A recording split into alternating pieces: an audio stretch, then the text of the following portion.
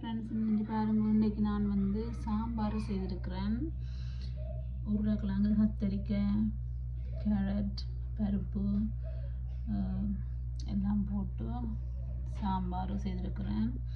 பாருங்கள், ஸ்ரீலங்கன் ஸ்டைலில் கொஞ்சம் உழைப்பு போட்டு அதோட தாளிச்சும் போட்டிருக்கிறேன் இந்த சாம்பார். அதோடு இந்த வந்தீங்கன்னா பிள்ளைகளுக்காக வெள்ளை, அதாவது உரைப்பு இல்லாமல் சாம்பார் செய்து எடுத்தேன். நான் செய்த சாம்பாரில் முதல்ல உரைப்பு போடாமல் மஞ்சள் தூளும் சீரகத்தூளும் உப்பும் போட்டபடி கொஞ்சம் பால் முட்டபடி எடுத்தேன். நான் எடுத்த வரைக்கும் தாளித்து போட்டிருக்கிறேன். அதோட இங்கால பாருங்கோ, இதில் வந்து தேங்காயில் வந்து சிவப்பு செத்தல் மிளகாயை வறுத்து போட்டு கொஞ்சம் எண்ணெய் விட்டு அதில் வந்து இது செய்திருக்கிறேன். சட்னி மாதிரி சட்னி செய்திருக்கிறேன், தேங்காய் சட்னி. இதுக்கு வந்து தாளிச்சும் போட்டிருக்கிறேன், செத்த மிளகாயை வறுத்து போட்டு செய்தேன் நான்.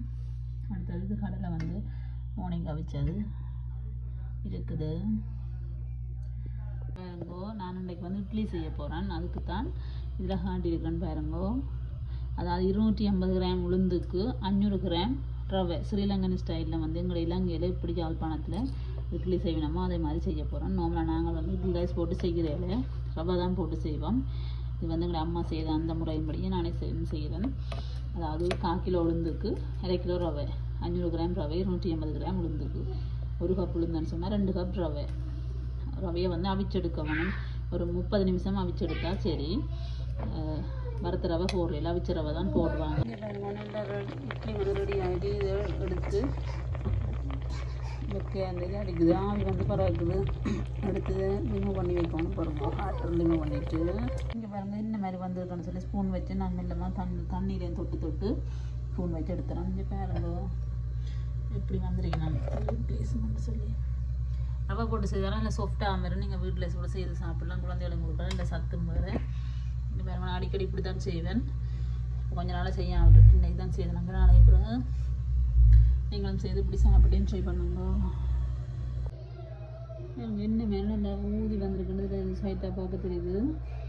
பார்த்தீங்களா, நல்லா சாஃப்டாக வந்துருக்கு.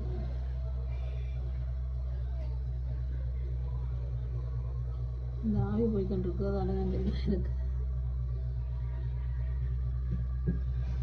பார்த்தீங்களா, நல்ல இதாக இருக்குண்ணா.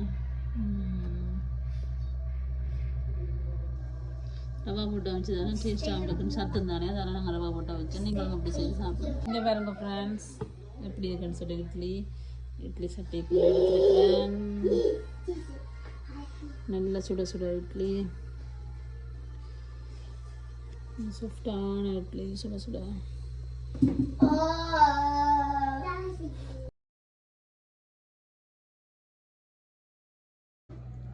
இப்போ பாருங்க, இந்த இட்லிக்கு இந்த உரைப்பு சாம்பார், நல்ல தேங்காய் சட்னி, அதோட மஞ்சள் சோதி மாதிரியே வைக்கும் கொஞ்சம் வெள்ளை சாம்பார், வெள்ளைன்னு சொல்லி பால் சாம்பார் பிள்ளை